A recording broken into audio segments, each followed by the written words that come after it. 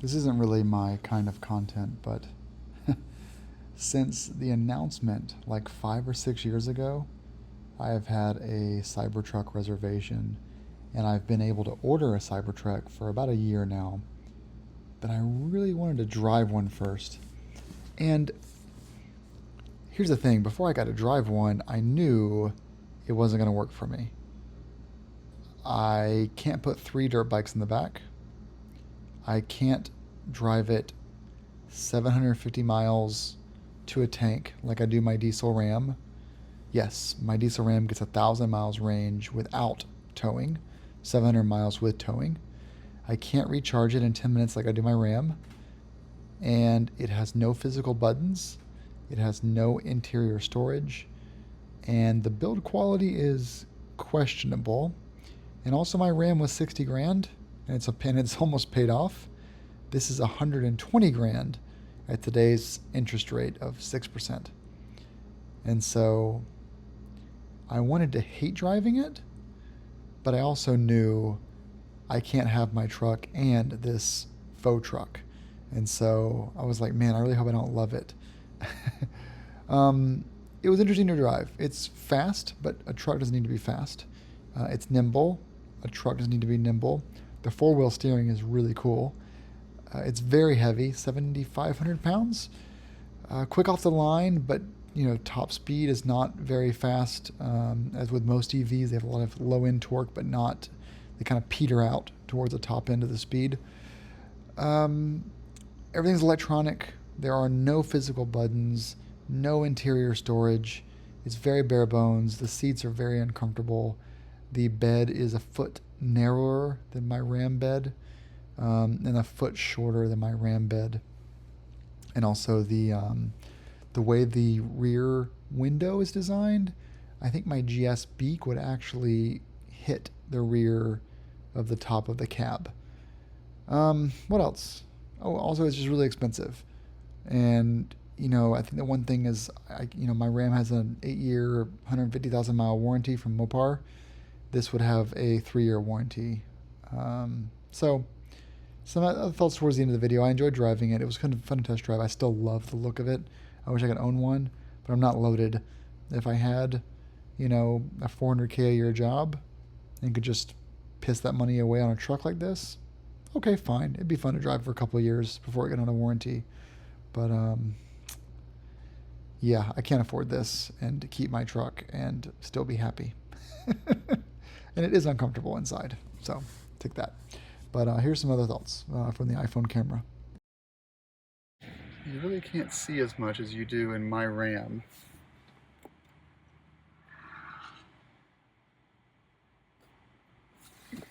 Was this storage at all? This is not storage. Is it? No, not storage. And this is like a fake Alcantara. Interesting. So the cab really is the way it's designed in there.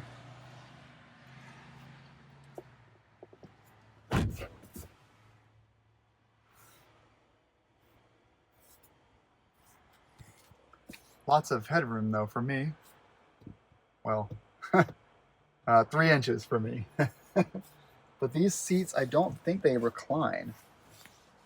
I don't think these seats actually recline like my Rams do.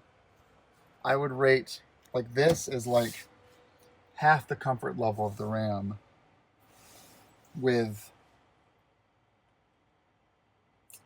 about the same leg room. About the same leg room.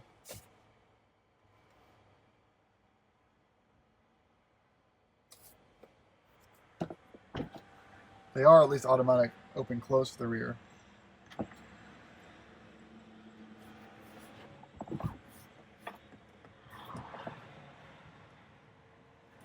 That's a pretty wide opening, actually. That's a very wide opening for getting in and out with the baby. So for the rear here, this is not entry mode. This is just low mode. This has an assist to it, a spring assist, which is nice. As far as getting 2 bikes in there,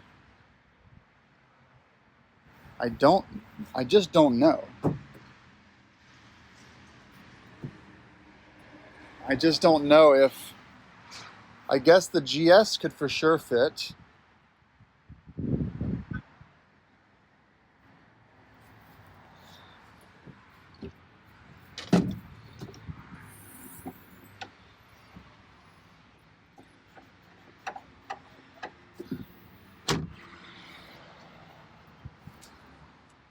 I really want one of these. The GS could for sure fit.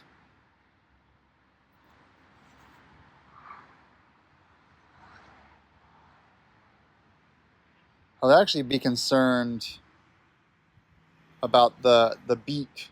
Like I would, if I was going to buy one of these, I would need to bring the GS over here and put it in the back of this model, because my concern would be that the beak would actually hit that rear glass. The thing I'm concerned about mostly is the way the GS comes in here. The tire would fit into there nicely, the front 19-inch, but then the beak may hit this, which case I'd have to put like a 4x4 or something down there on the ground, or install a chock, I guess, install a wheel chock.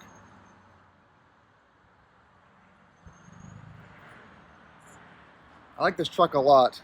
I really wish it was a 600-mile range instead of a 250-mile range. If they had managed to succeed, let's get in the car for a second. Is this always open all the way out? That's a really nice, it's a really nice opening there. Yeah, if they had managed to make this a 600-mile range, and possibly add like 6 more cup holders.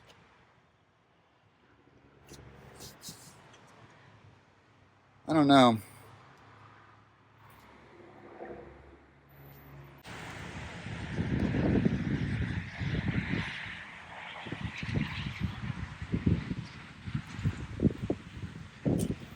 The question for me too would be, can I put the GS in there sideways? Probably not with the panniers installed because of this, the height of this side piece here. Maybe. Maybe.